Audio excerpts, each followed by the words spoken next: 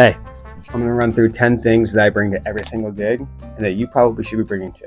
I'm gonna break it down into 3 different categories: must have, could live without, and absolutely do not need, but nice to have. All right, let's get into it. First on the list, drum key. If you're not bringing these to a gig, at least one of these, you can't be helped. I don't. Number 2, practice pad. I picked this up for, I think, like $30. It's small, it fits in my bag. I can take it with me everywhere, and it's not only good for like practicing your chops, hence the practice pad, but warming up before a gig. Listen, you need to warm up before a gig. Warm up before your gig. I didn't for many years and was wondering why. I'm playing sloppy, I'm hurting. When I started warming up around like 2 or 3 years ago, I know it's crazy. That's how long I wasn't warming up. Once I started doing that, it improved my playing tremendously. Number 3, drum rug. Drum rug. Listen, I know this is kind of like self-explanatory, but let's just say I know someone who didn't bring it to a gig, and it was embarrassing. So let's move on to number 4. So number 4 starts the next category, which is will live without. And number 4 for me, I think, are backup ears. If your group is on ears and you only have one pair, I highly recommend getting a backup just in case. So get you some backup ears. These Sures are very common, and they're only like $100, and they're actually pretty good for the price. I used these for a long time before I upgraded to JH, so I recommend these. I don't have my glasses on. I keep having to like scoot up and look at the dang computer. Number 5 on the will live without category. Just a little rag. I don't know. I keep a little rag with me, so before a gig I can wipe down my shells. They get a little bit dirty, especially when you're playing gigs where you're on a barge in the middle of a sandbar in Florida and it's just filthy. It's nice to have this so you can just like wipe it down afterwards for the next gig. Also comes in handy because twice now I played festivals this summer where a bird shit on my gear. I'm not even joking. A bird shit on my snare drum and on my ride cymbal. I didn't even know until I got up during the intro. I get up on stage and there's bird shit on my snare drum. So I keep this next to me. I just grabbed it, wiped it up. This is not the same rag. I washed it. Come on. And yeah, I mean, it helps. So don't really need it, but it's nice to have. Bring a backup snare. This one's a little out of commission right now, but I'm about to fix it after I film this video.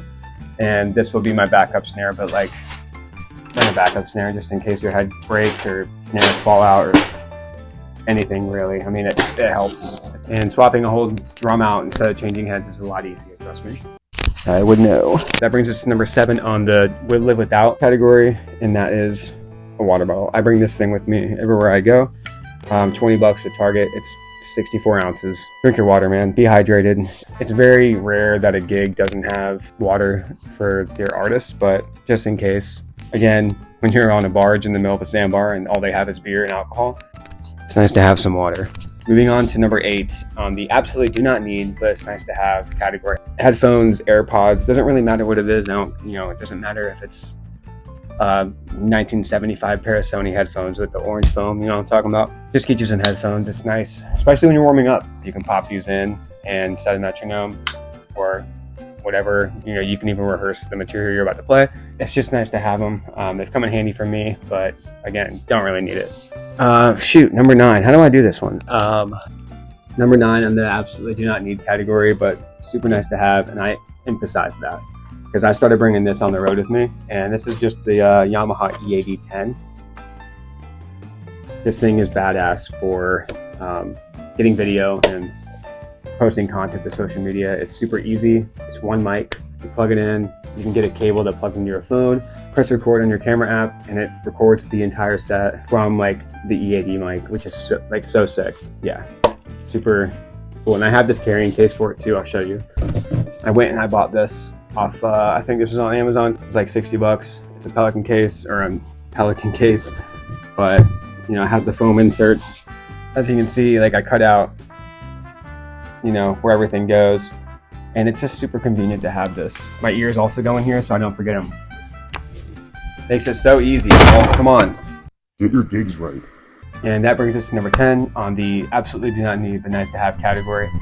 And I'm only putting this low because I've never had an issue with my hi-hat clutch in my 20 years of gigging, but I've always bring it back up just in case. You never know if like it malfunctions during the show.